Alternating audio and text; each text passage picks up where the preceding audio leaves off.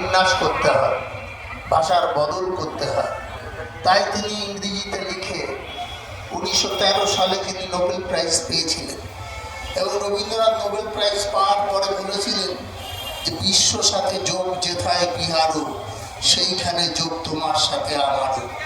আর Nobel prize পাওয়ার পরে বললেন, এ মণিহার আমার নাহি সাজে। এটা বাংলা, সেই বাংলার মাটিতে দাঁড়িয়ে, এটা রবীন্দ্রনাথের মাটি, যিনি বলেছিলেন চিত্ত যেথা ভয় শূন্য, উচ্চ যেথা শীত, জ্ঞান যেথা মুক্ত, যেথা গৃহের প্রাচীর।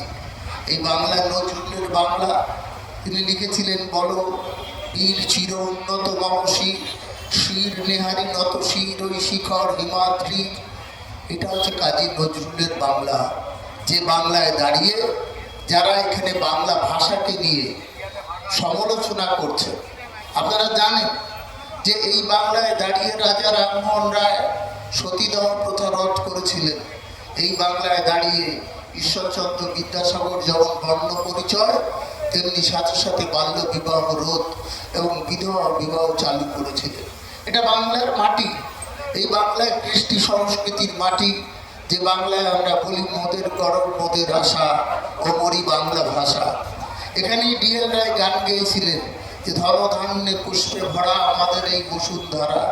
এখানে অতুল প্রসাদ করেছিলেন, নানা ভাষা নানা মত নানা পরিধান, বিবিধের মাঝে দেখো মিলন মহান।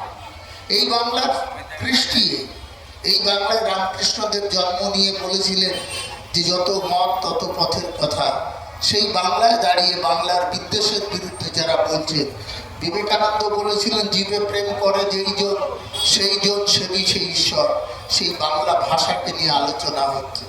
আমাদের ইদানিংকালের শিল্পী প্রতুল মুখোপাধ্যায় গান গেয়েছিলেন, আমি বাংলায় গান গাই, আমি আবার বাংলার গান গাই, আমি আমাকে খুঁজি চিরদিন এই বাংলায়। আবার লোপামুদ্রা গেয়েছিলেন যে বাংলা আবার সর্ষে ইলিশ চিংড়ি কচু লাউ, বাংলা পার্শে মাছকে ধুয়ে জিরের বাটায় দাও, বাংলা ভুলি কি করে বাংলা বুকের ভেতরে। এই গান যারা গেয়েছিলেন সেই বাংলা ভাষার উপরে, বাঙালি মানুষের উপরে আজকে আঘাত আসছে। সেই আঘাতের বিরুদ্ধে আমাদের লড়াই, যে লড়াইয়ের মধ্যে দিয়ে আমরা চেষ্টা করছি। এরা ভুলে গেছে সুকান্তের ভাষা, যে বাংলার মাটি দুর্জয় ঘাটি জেনে রেখো দুর্বৃত্ত, এখানে আঁচড় কাটা যায় না। এটা ভুলে গেছে, ভুলে যে বাংলায় বাংলা ভাষীদের উপরে আক্রমণ, বাংলার বাইরে যারা কাজ করতে গেছেন সেই পরিযায়ী শ্রমিকদের উপরে আক্রমণ করে বাংলাকে তারা মনে করছেন এইভাবে দমিয়ে রাখা যাবে।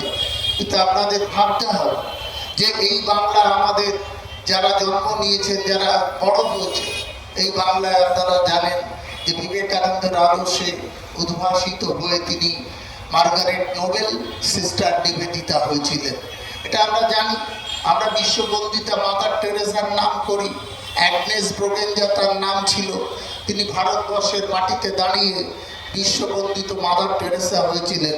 সারদা মা মায়ের কোনো সন্তানের জন্ম দেননি, কিন্তু একটা বিবেকানন্দের জন্ম দিয়েছিলেন। এটা কিন্তু জানতে হবে, এটা হচ্ছে বাংলার ইতিহাস। সেই ইতিহাসকে যারা অস্বীকার করবার চেষ্টা করছে, সেই ইতিহাসের বিরুদ্ধে যারা কথা বলছে, তাদের বিরুদ্ধে আমাদের বক্তব্য। এই ব্যক্তি কোথায় কি বললো আমাদের কিছু আসে যায় না।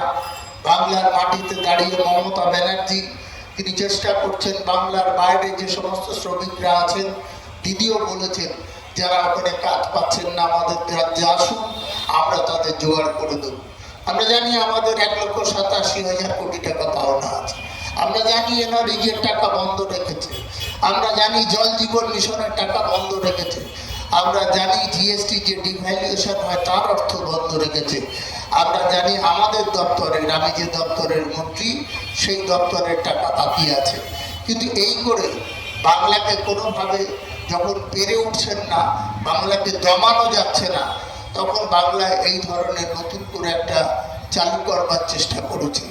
বরকা বলছিল কথাটা ঠিক, 1905 সালে যখন বঙ্গ বিভাজনের হাওয়া ওঠে, তখন রবীন্দ্রনাথ ঠাকুর, অবনীন্দ্রনাথ ঠাকুরেরা চিতপুরে তাদের জোড়াসাঁকোর বাড়ি থেকে পায়ে পায়ে হেঁটে রাখি বন্ধন করেছিলেন। যে সেদিনকে ছিল যে বাংলার মাটি বাংলার জল, বাংলার বায়ু বাংলার ফল, পূর্ণ হোক হে ভগবান। এই বাণীতে স্মরণ করে রবীন্দ্রনাথ সেদিনকে সকলের হাতে, কে হিন্দু কে মুসলিম, এই বিভাজিত না করা যায় তার জন্যে সেদিনকে এই রাখি বন্ধন করেছিলেন। রাখি বন্ধনের একটা ঐতিহাসিক প্রেক্ষাপট আছে। আপনারা জানেন যে মহাভারতে দ্রৌপদী শ্রীকৃষ্ণের হাতে রাখি পরিয়ে দিয়েছিলেন, যাতে কেন পরিয়েছিলেন, পড়াতে যে হাত কেটে যায় তখন দ্রৌপদী তার আঁচল ওই শ্রীকৃষ্ণের হাতে বেঁধে দেয়। কেন না, ভারতবর্ষে যে বাংলা বোনের মধ্যে সাথে ভাইদের সাথে যে বন্ধন, সেই বন্ধনটাকে অটুট রাখতে। আবার কৌরব সভায় যখন দ্রৌপদীর বস্ত্রহরণ হয় তখন দেখবেন শ্রীকৃষ্ণই তাকে ভাই হিসেবে বাঁচিয়েছিলেন।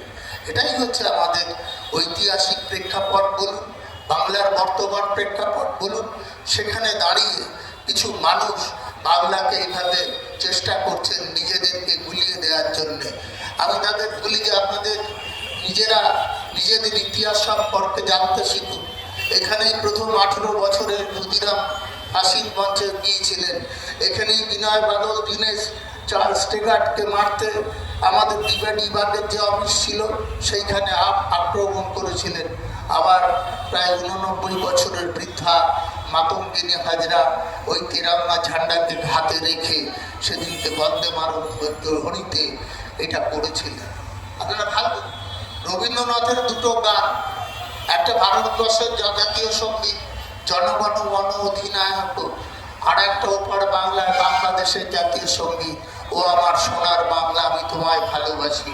রবীন্দ্রনাথের আরও একটা সুরের সাথে শ্রীলঙ্কার জাতীয় সঙ্গীতের অনেকটা মিল আছে। আপনারা লক্ষ্য করলে বুঝতে পারবেন। সেই রাজ্যের উপরে বাংলা ভাষা নিয়ে যখন আঘাত হয় তখন আমাদের খারাপ লাগে, দুঃখ লাগে যে কারা এই আঘাত করছে। যারা বাংলা ভাষায় কথা বলেন, যারা বাংলা ভাষায় আলোচনা করেন, তারাই আবার এই বাংলার বিদ্বেষের বিরুদ্ধে।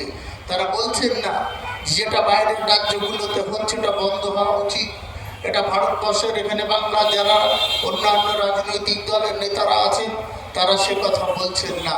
তারা বাংলাকে একটা চেষ্টা করছেন কোনোভাবে একদিকে অর্থনৈতিক অবরোধ তুলে, একদিকে বঞ্চনা করে, আর একদিকে বাংলা ভাষার উপরে আঘাত করে বাঙালির জনজীবনকে তারা চেষ্টা করছেন বন্ধ করতে। আমি আপনাদের বলি, একদিনেই শেষ নয় এই প্রতিবাদ আন্দোলন। এই বাংলা ভাষা নিয়ে আপনারা জানেন 1952 সালে বাংলাদেশে বাংলা ভাষার উপরে আন্দোলন করতে যে বরকত জব্বর সালামরা শহীদ হয়েছিলেন, সেই ভাষাকে এত সহজে কেড়ে নেওয়া যাবে না। যারা এটা করছেন তাদের বিরুদ্ধে আমাদের প্রতিরোধ করতে হবে, এবং যারা বাংলার উপরে বিদ্বেষ দেখাচ্ছেন তাদের বিরুদ্ধে আমাদের প্রতিবাদ জানাতে হবে। তবেই আমাদের এই যে মিটিং করার সার্থকতা, যে কারণের জন্য আমাদের সমস্ত নেতৃত্ব এখানে এসছেন, যে বাংলা ভাষার উপরে বাংলার উপরে যা বিপর্যয় তৈরি করবার চেষ্টা হচ্ছে সেই জিনিসটা করবার। একটা তাল তুলে দিচ্ছেন। আজকে সুকান্ত মজুমদার বলেছেন শিয়ালদার নামটা শ্যামাপ্রসাদ মুখার্জি করা হোক। আমি জানি না একটা বন্দরের নাম শ্যামাপ্রসাদ মুখার্জি হয়েছে, আপনার নিশ্চয়ই কারোর পরে অনুরাগ থাকতে পারে। আমাদের কুণাল ঘোষ বলেছে ওটা বিবেকানন্দর নামে করা হোক। এই যে আবেগ, এই আবেগটা আমাদের মধ্যে কাজ করে। এই বিশ্ব সন্ন্যাসী বাংলা থেকে যে সারা ভারত পৃথিবীর বুকে শিকাগো ধর্মসভায় তিনি বাংলার এই সনাতনী ধর্ম ঐতিহ্যকে তুলে ধরেছিলেন। এটাই হচ্ছে বাংলা। সেই বাংলায় দাঁড়িয়ে যারা বাংলার বিরুদ্ধে, বাংলার মানুষের প্রতি বঞ্চনা করছেন তাদের বিরুদ্ধে ধিক্কার জানাবার জন্য আমাদের এই সভা। এবং এই সভায় আপনারা অনেকক্ষণ ধরে আছেন, অনেকে বক্তব্য রেখেছেন। আমি আর আপনাদের দীর্ঘ সময় নিতে চাই না। আমি শুধু এই কথা বলে শেষ করি যে বাংলা ভাষা আমাদের মায়ের ভাষা। যে ভাষায় আমরা কথা বলি, যে ভাষায় আমরা প্রতিবাদ করি, সেই ভাষার উপরে যখন আঘাত আসবে, সেই সংস্কৃতির উপরে যখন আঘাত আসবে, বাংলার শ্রমিকদের উপরে যখন আঘাত আসবে, তখন বাংলা প্রতিবাদ করবেই।